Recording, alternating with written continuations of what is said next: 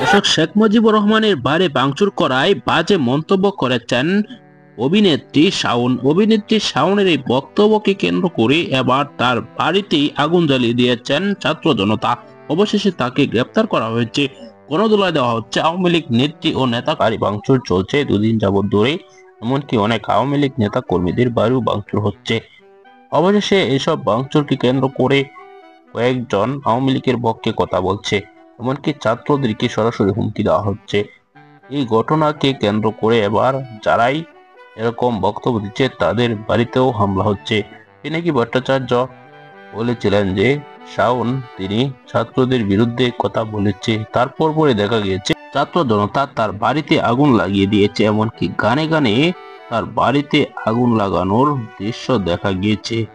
এমনকি অবশেষে তাকে গ্রেপ্তার করা হয়েছে।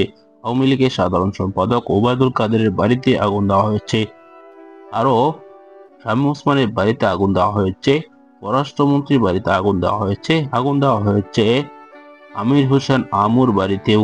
অনেক আওয়ামী লীগ নেতার বাড়ি চিরতরে উড়িয়ে দেওয়া হয়েছে, ভিডিওতে দেখেছেন।